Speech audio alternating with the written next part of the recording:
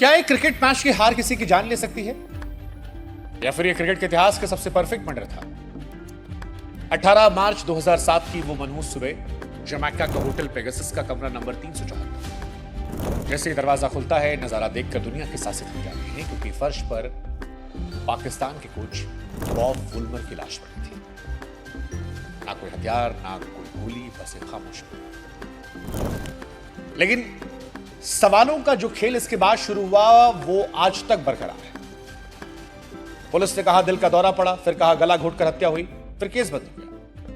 लेकिन सवाल यह है कि अचानक उस रात कमरे में वुलमर के साथ हुआ क्या था? क्या वो सट्टाबाज थे, फैंस नाराज थे, या कोई अपना ही उन्हें मारकर चला? Andrew Woolmer, the Pakistan team coach, has passed away today. इस कहानी की शुरुआत मौत से कुछ घंटे पहले होती है। तारीख थी 17 मार्च 2007। मौका था वेस्ट इंडीज में क्रिकेट वर्ल्ड कप को लेकर। जमैका का सबीना पार्क स्टेडियम खचाखच भरा था। मुकाबला था पाकिस्तान आयरलैंड के बीच। कागजों पर पाकिस्तान एक मजबूत टीम थी, आयरलैंड कमजोर। लेकिन क्रिकेट में कुछ भी होता है। उस शाम भी ऐसा ही कुछ हुआ, जिसने पाकिस्तान को हिलाकर रख दिया। आयरलैंड ने पाकिस्तान को हरा दिया और इस हार के साथ ही पाकिस्तान वर्ल्ड कप से बाहर हो गई। मैदान पर सन्नाटा था। पाकिस्तान के कोच बॉब वुलमर अपनी कुर्सी पर सिर झुकाए बैठे थे। 58 साल का यह पूर्व इंग्लिश क्रिकेटर हमेशा शांत रहता था, लेकिन उस दिन चेहरे पर बेबसी, गुस्सा साफ दिख रहा था। ड्रेसिंग रूम का माहौल किसी मातम से कम नहीं था। खिलाड़ी एक दूसरे से नजरें नहीं मिला रहे थे। कप्तान इंजमाम पूरी तरह टूट चुके थे। इस मैच के बाद प्रेस कॉन्फ्रेंस में वुलमर ने जिम्मेदारी ली। कहा, मैं इस प्रदर्शन पर क्या कहूं, ये बुरा था। इसके बाद टीम होटल लौटी, कोई बात नहीं कर रहा था। बाहर फैंस नारेबाजी कर रहे थे। होटल पहुंचकर बॉब वुलमर सीधे लिफ्ट की तरफ बढ़े। कुछ खिलाड़ियों से बस इतना कहा कि वो थके हैं और अपने कमरे में जाना चाहते हैं। वह लिफ्ट में चढ़े, 12वीं मंजिल का बटन दबाया, लिफ्ट का दरवाजा बंद हुआ। बॉब वुलमर, ये आखिरी मौका था जब लोगों ने उन्हें जिंदा देखा। इसके बाद वो कमरा नंबर 374 में चले गए, बंद किया, और उस बंद कमरे में क्या हुआ वो आज तक ही राज है। अगली सुबह 18 मार्च जमैका में सूरज निकल चुका था। होटल के डाइनिंग हॉल में पाकिस्तान टीम नाश्ते के लिए इकट्ठा हुई। सभी खिलाड़ी धीरे धीरे आए, लेकिन कोच की कुर्सी खाली थी। बॉब वुलमर वक्त के पाबंद थे। वो कभी भी मीटिंग या नाश्ते के लिए देर नहीं करते थे। जब काफी देर तक नहीं आए तो टीम मैनेजर ने होटल स्टाफ को उन्हें कमरे को चेक करने भेजा। एक हाउसकीपिंग स्टाफ उन्हें कमरे में पहुंची और घंटी बजाने पर खामोशी दिखाई पड़ी। उसे लगा शायद कोच सो रहे। उसने मास्टर की का इस्तेमाल किया। दरवाजा खुला, एक अजीब सी गंध महसूस हुई।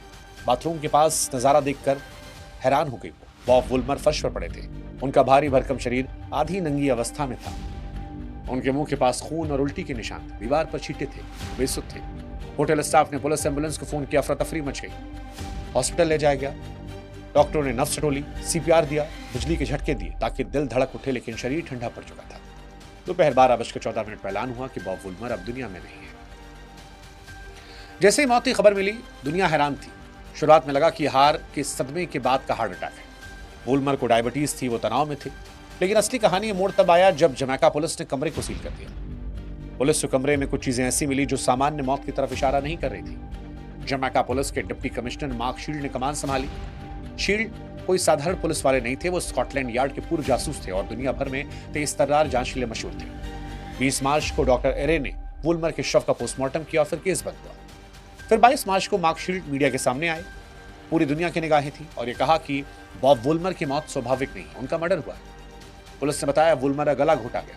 रिपोर्ट में दावा किया गया कि वुलमर के गले की एक छोटी हड्डी, जिसे हायोइड बोन कहते हैं, वो टूटी मिली है और यह हड्डी तब टूटती है जब किसी गला बहुत ताकत से दबाया जाए। पुलिस ने कहा कि वुलमर एक मजबूत आदमी थे। उन्हें काबू में करने के लिए एक से ज्यादा लोगों की जरूरत पड़ी होगी, या फिर पहले कोई नशा दिया गया होगा। यह खबर आग की तरह फैली। क्रिकेट विश्व कप अब एक क्राइम सीन बन चुका था। पाकिस्तान की टीम शक के घेरे में थी। जैसे ही हत्या की बात सामने आई, शक की पहली सुई घूमी उन लोगों पर जो वुलमर के सबसे करीब थे। पाकिस्तान क्रिकेट टीम को पुलिस ने जमैका छोड़ने से मना कर दिया। उनके पासपोर्ट के जब्त करने की खबर आने लगी। जो खिलाड़ी कल तक कोच की मौत पर रो रहे थे, अब वो संदिग्ध थे। इंजमाम, शोएब मलिक, मुश्ताक अहमद जैसे बड़े खिलाड़ियों से घंटों पूछताछ हुई।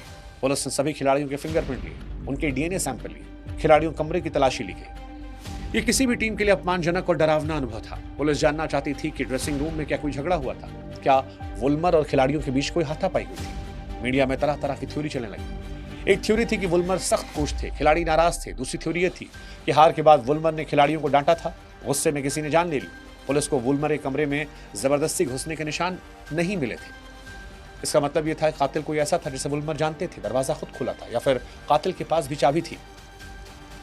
एक थ्योरी सट्टेबाजी माफिया को लेकर भी आई। जांच आगे बढ़ी तो एक खतरनाक एंगल सामने आया मैच फिक्सिंग का।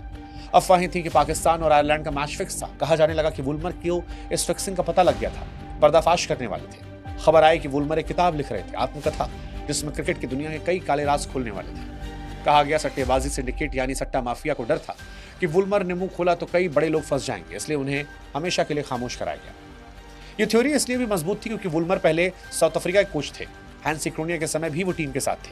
उनके पास क्रिकेट के कई काले अध्यायों की जानकारी थी। शक किया गया दाऊद इब्राहिम के गिरोह पर या अंतर्राष्ट्रीय सट्टाबाजी गिरोह पर, जिसने जमैका में अपने आदमी को भेजकर वुलमर की हत्या करवाई। पुलिस ने होटल के सीसीटीवी फुटेज खंगाले, लेकिन अजीब बात यह थी कि वुलमर एक कमरे के पास वाले कॉरिडोर का कैमरा या तो खराब था या कुछ दिख नहीं रहा था। ऐसा लगा कातिल पेशेवर थे, कोई सुराग नहीं छोड़ा, कोई हथियार नहीं, कोई फिंगरप्रिंट नहीं, बस एक लाश और कई सवाल। तकरीबन 3 महीने तक पूरी दुनिया मानती रही कि वुलमर की हत्या हुई। जमैका पुलिस कातिलों की तलाश में थी, लेकिन जून 2007 में कहानी में एक मोड़ आया जिसने सभी को चौंका दिया। जमैका पुलिस ने मदद के लिए ब्रिटेन के स्कॉटलैंड यार्ड के एक्सपर्ट्स को बुलाया। British pathologist doctor net carry ने वुलमर की पोस्टमार्टम रिपोर्ट और सबूतों को जांच की और यह पाया कि वो जमैका के डॉक्टर की जांच से अलग थी। ब्रिटिश एक्सपर्ट्स ने कहा वुलमर की हायोइड बोन टूटी नहीं थी, वो सुरक्षित थी। ये कहा कि गले पर जो निशान थे वो गला घोटने के नहीं बल्कि शव के खराब होने और बीमारी की वजह से थे। कोई जहर का जिक्र भी नहीं रहा। एक्सपर्ट्स ने निष्कर्ष निकाला कि वुलमर का वजन ज्यादा था, उन्हें स्लीप एपनिया की बीमारी थी, उनका दिल बड़ा हो चुका था, गंभीर डायबिटीज थी, हार के तनाव, गुस्से और शायद शराब के सेवन ने शरीर पर असर डाला, दिल का दौरा पड़ा और सांस रुकने से मौत हो गई। 12 जून 2007 को जमैका पुलिस ने यह अनाउंसमेंट की कि बॉब वुलमर की हत्या नहीं हुई थी, नेचुरल डेथ थी। मार्क शील्ड मीडिया के सामने आए, गलती मारी, कहा हमने गलत दिशा में जांच की। पुलिस ने केस फाइल बंद कर दिया, पाकिस्तान को क्लीन चिट मिल गई, लेकिन सच अभी भी सवालों घेरे में। नवंबर 2007 में एक कोरोनर की जरी बिठाई गई ताकि मौत का आखिरी कारण तय किया सके। जूरी ने हफ्तों तक गवाहों को सुना, डॉक्टर की बात को सुना। अंत में जूरी किसी नतीजे पर नहीं पहुंची। इसका मतलब यह था कि वो ना तो इसे पूरी तरह हत्या मान पा रहे थे और ना नेचुरल डेथ। यह कानून की भाषा में एक बहुत बड़ा क्वेश्चन मार्क था और इसी वजह से आज भी कई सवाल हैं। पहला सवाल कि अगर नेचुरल डेथ थी तो फिर डॉक्टर सिशैया जैसे अनुभवी डॉक्टर ने हड्डी टूटने की इतनी बड़ी गलती कैसे की? क्या उन पर कोई दबाव था? कमरे में खून और उल्टी के निशान संघर्ष की कहानी क्यों कह रहे थे? अगर हार्ट अटैक आया तो दीवार पर खून के छींटे कैसे गए? और जांच इतनी जल्दी बंद क्यों की गई? क्या वर्ल्ड कप को बचाने के लिए, क्रिकेट की साख बचाने के लिए इस मामले को दबा दिया गया? बॉब वुलमर की पत्नी ने भी बाद में माना कि शायद पति की मौत बीमारी से हुई, लेकिन क्रिकेट फैंस, क्राइम एक्सपर्ट आज भी संदेह की नजर से देखते हैं। कुछ लोग इसे परफेक्ट मर्डर मानते हैं जिसमें जहर का ऐसा इस्तेमाल किया गया जो पकड़ में नहीं आया। 2007 का वर्ल्ड कप क्रिकेट इतिहास का सबसे काला अध्याय बन गया। वुलमर चले गए, लेकिन अपने पीछे एक ऐसी पहेली छोड़ गए जो अभी भी नामुमकिन। कमरा नंबर 374 अब शायद किसी और गेस्ट के लिए खुल गया, लेकिन उस कमरे की दीवारों ने उस रात जो दिखाया वो हमेशा के लिए उन दीवारों में दफन हो गया। बॉब वुलमर की कहानी याद दिलाती है कभी हकीकत किसी भी जासूसी उपन्यास से ज्यादा पेचीदा और डरावनी होती है। और ये सवाल आज ही बरकरार है, वो मरे थे या भाग गए थे? पाकिस्तान टीम कोच की हत्या हुई थी या नेचुरल डेथ?